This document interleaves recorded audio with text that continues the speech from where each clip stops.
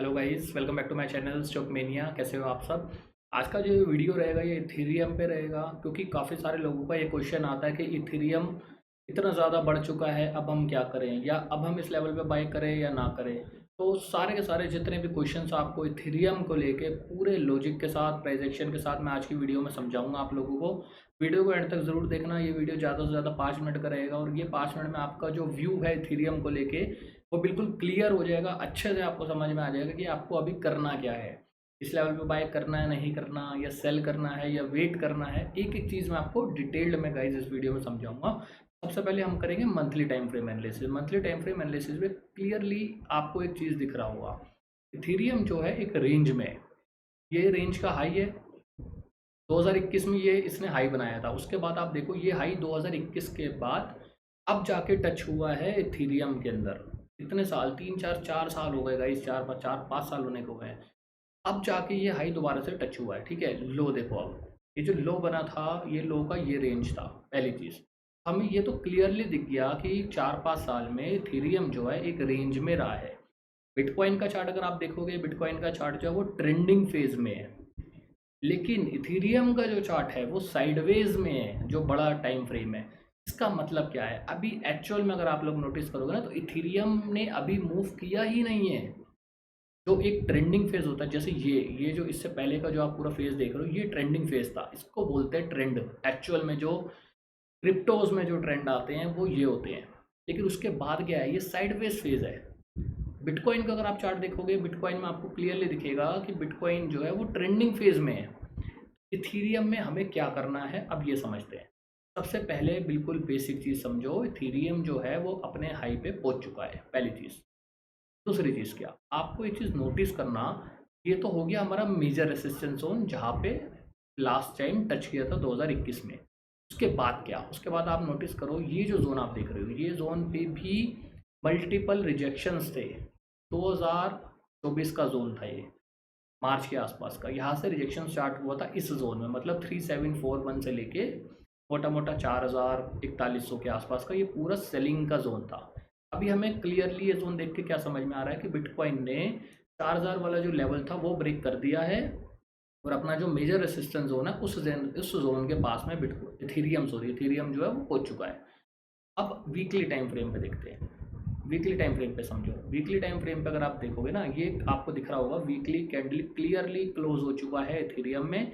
उसका follow up भी आ गया, और जो मेजर रेसिस्टेंस जोन था वहाँ पे भी पहुँच गया है। अब यहाँ पे है बहुत ज़्यादा इंपॉर्टेंट चीज़ समझने का गाइस, क्या करना है। आप, अब मैं आपको समझाता हूँ। आप एक चीज़ नोटिस करो, अगर आप वीकली टाइम फ्रेम का देखते हो तो आप मुझे ये बताओ, जो एक्चुअल में जो बाइंग जनरेट हुआ है कौन से लेवल से हुआ है।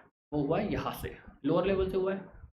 यहाँ से कितना पॉइंट इथेरियम बढ़ चुका है, 3300 पॉइंट स्ट्रेट अवे। ठीक है, मतलब यहाँ से यहाँ तक बढ़ा, यहाँ पे एक फॉर्मेशन हुआ, एक रेंज फॉर्मेशन हुआ, जिसको सिंपल अगर हम टर्म्स में समझते हैं तो। अब चलो यहाँ से भी देख लेते हैं कितना बढ़ा है। यहाँ से आप देखोगे ऑलमोस्ट 2600 पॉइंट के आसपास पड़ा है। कहने का मतलब क्या है, कहीं ना कहीं लोअर लेवल से इथेरियम बहुत ज़्यादा बढ़ा है, और डायरेक्ट डे मतलब जो ऑल टाइम हाई कह लो इसको, या जो मल्टी ईयर हाई है, डायरेक्ट वहाँ पहुँच गया। आप देख रहे हो यहाँ से, ये एक रेंज था। और मैंने बकायदा गाइस शॉर्ट्स में भी डाला था कि ये जो एक बेस था ये पूरा, इसका जब ब्रेकआउट आया था, आप मेरा जाके यूट्यूब के शॉर्ट्स में चेक करना, मैंने क्लियरली डाला था कि इथेरियम जो है ये एक बड़े रेंज से बाहर आ रहा है, बड़ा मोमेंटम आएगा, जाके चेकआउट करना। उसके बाद आप देखो स्ट्रेट अवे इथेरियम जो है गाइस ऊपर बढ़ा है लगातार।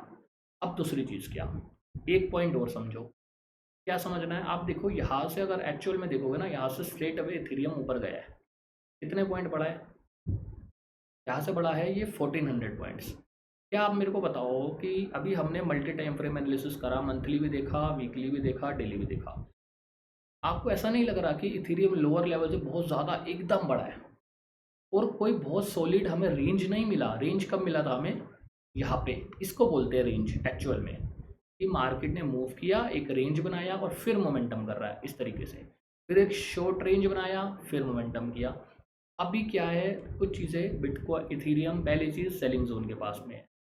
दूसरी चीज़, हम सेल क्यों नहीं करेंगे, क्योंकि 4 साल बाद इस लेवल को अप्रोच करने आया है, तो ट्रैपिंग हो सकती है, इसकी प्रोबेबिलिटी काफ़ी ज़्यादा हाई है।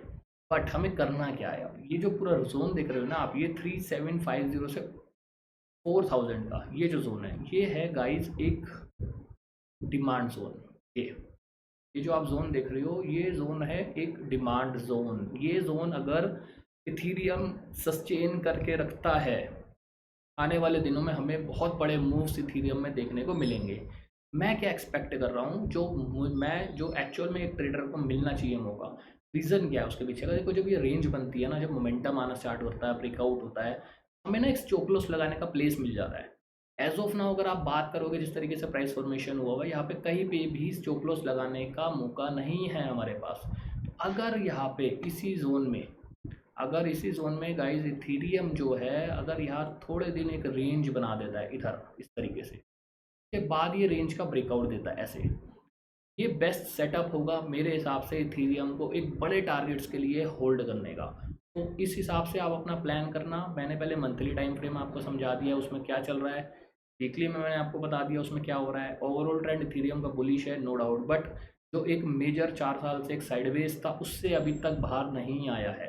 तो मुझे इस जोन में डेली टाइम फ्रेम में अगर हमें रेंज मिल जाता है, या फिर यहाँ से प्राइस नीचे आता है 3770 से 4000 के बीच में, इस जोन में अगर यहाँ कोई भी हमें बाइंग कैंडल या कोई बाइंग सेटअप मिलता है, यहाँ पे हम एक रिस्क लेके छोड़ देंगे इथीरियम को गाइस। ये मेरा इथीरियम को लेकर एनालिसिस रहेगा। अच्छा लगा लाइक एंड सब्सक्राइब जरूर करना। Thank you.